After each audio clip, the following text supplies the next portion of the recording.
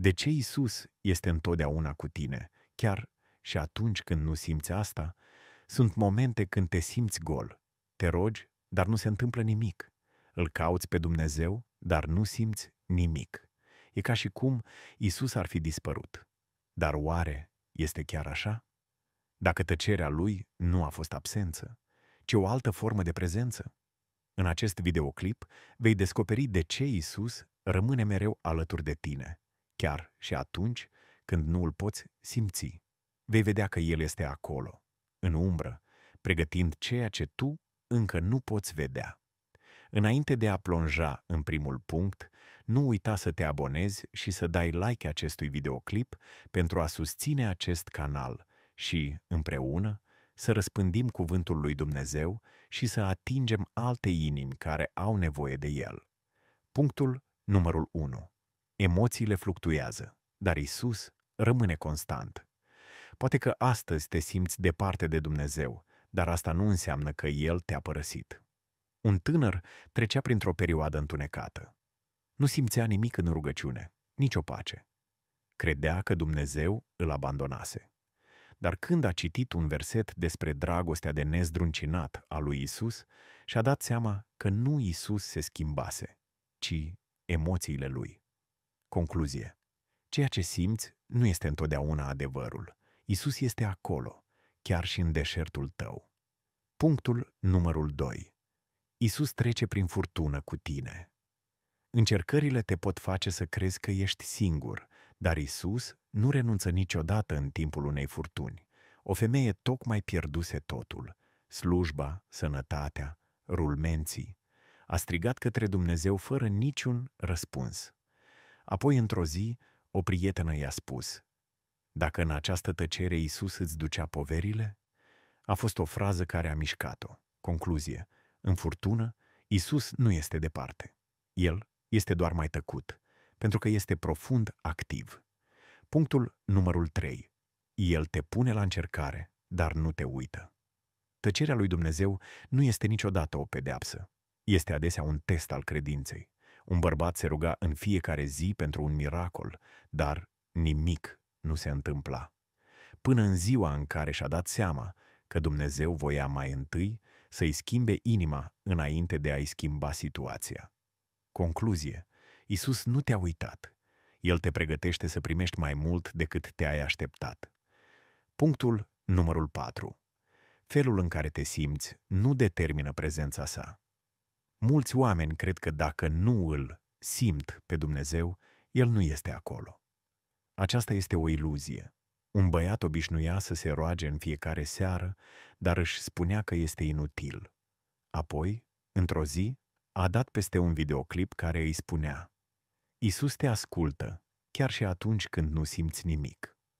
Acela a fost punctul de cotitură. Concluzia. Isus este cu tine în invizibil, chiar și atunci când inima ta rămâne rece. Punctul numărul 5. Isus acționează în tăcere. Uneori, Isus acționează cel mai puternic, atunci când crezi că este cel mai absent. O femeie s-a rugat ca fiul ei să se întoarcă la credință, ani de zile, nimic, până într-o zi când fiul ei i-a spus: „Știi, am început să mă rog din nou, dar am vrut să fiu sigur înainte să-ți spun.” Concluzie. Tăcerea lui Isus nu este goală, este plină de acțiuni invizibile.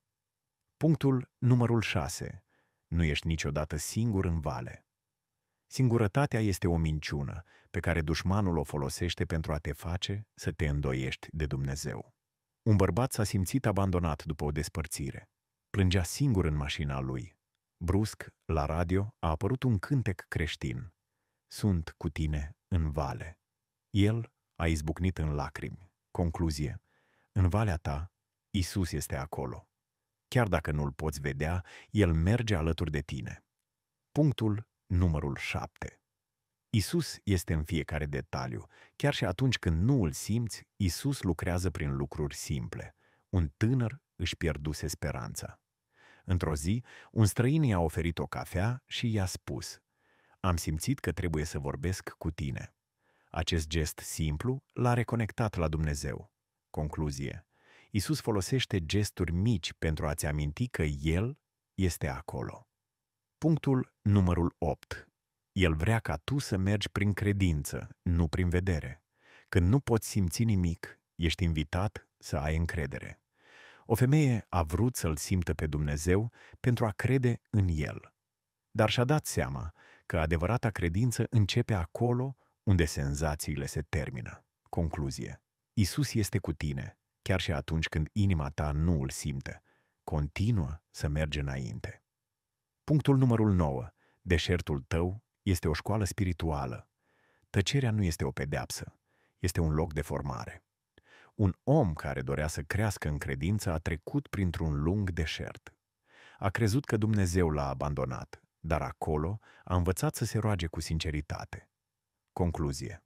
Isus folosește deșertul pentru a te apropia de El.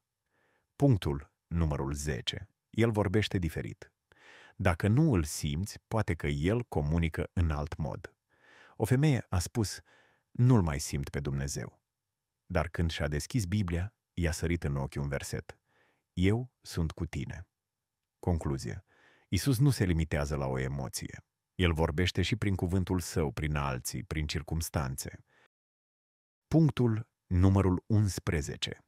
Sezoanele de tăcere preced adesea sezoanele de glorie. Înainte de fiecare binecuvântare, există o tăcere care te pune la încercare. Un bărbat s-a rugat pentru o nouă slujbă. Nimic timp de 6 luni. Apoi, brusc, o oportunitate neașteptată i-a schimbat viața.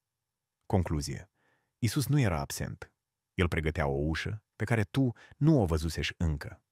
Punctul numărul 12. El îți construiește încrederea în tăcere. În tăcere înveți să te încrezi orbește. O tânără credincioasă se întreba de ce nu mai simte nimic, dar a fost în această tăcere că ea a învățat să creadă fără să vadă. Concluzie. Isus vrea ca credința ta să fie mai puternică decât emoțiile tale. Punctul numărul 13. Ești iubit chiar și atunci când nu simți iubire. Dragostea lui Isus nu depinde de ceea ce simți. Un om a spus, nu mai pot simți iubirea lui Dumnezeu. Dar într-o zi a citit, nimic nu ne poate despărți de iubirea lui Hristos. Concluzie. Dragostea lui Isus este stabilă, eternă și de nezdruncinat. Punctul numărul 14. Rădăcinile cresc în întuneric. Un copac crește mai întâi în adânc, în nevăzut. O femeie a spus, sunt stagnantă în credința mea. Dar mai târziu și-a dat seama că răbdarea, pacea, credința ei au crescut fără ca ea să-și dea seama. Concluzie. Isus lucrează în umbră. El face ca rădăcinile tale spirituale să crească. Punctul numărul 15. Isus este mai aproape decât crezi, îl cauți departe când El este deja aici. Un tânăr căuta peste tot semne ale lui Dumnezeu, dar și-a dat seama că pacea pe care o simțea uneori era deja prezența Lui. Concluzie. Isus este deja cu tine. Nu trebuie să îl atragi. El nu te-a părăsit niciodată. Punctul numărul 16. Tăcerea poate fi o protecție. Uneori Dumnezeu tace pentru ca tu să nu rămâi pe calea greșită. O femeie s-a rugat pentru o relație. Nu a primit niciun răspuns. Mai târziu, ea a descoperit că acea persoană ducea o viață dublă. Concluzie. Tăcerea lui Isus a fost un scut, nu o renunțare. Punctul numărul 17. El vrea ca tu să înveți să asculți diferit Isus, vă invită să vă dezvoltați urechea spirituală. Un om a spus, nu-L mai aud pe Dumnezeu, dar el a învățat să asculte șoaptele, semnele subtile. Concluzie. Isus vorbește, dar într-un mod nou. Învață să auzi altfel. Punctul numărul 18. Bazele solide sunt puse în tăcere. Înainte de a construi ceva măreț, Isus pregătește terenul. Un om a vrut să lanseze un proiect pentru Dumnezeu.